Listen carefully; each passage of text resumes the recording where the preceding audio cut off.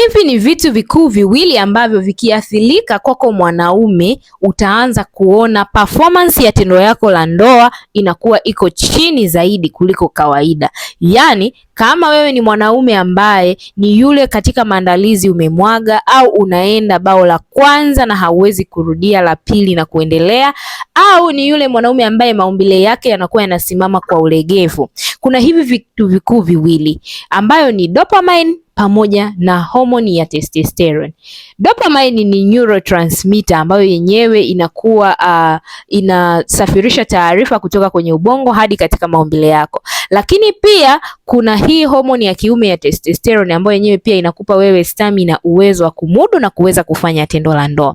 Ikiwa haya maeneo mawili yanaathirika, changamoto zote za nguvu za kiume ndipo zinapoanzia. Ukiwa unatibia nguvu zako za kiume, hauhitaji kutumia dawa za kujibusti, ila unahitaji kuweza kurekebisha haya maeneo mawili ambayo tayari yameshaathirika ili uweze kurecover na kuweza kupona kabisa. Unaweza ukanipigia simu ama ukanitumia ujumbe sasa hivi ili niweze kukupa mwongozo na maelekezo sahihi ni namna gani unaweza kupona au kuondokana na tatizo lako.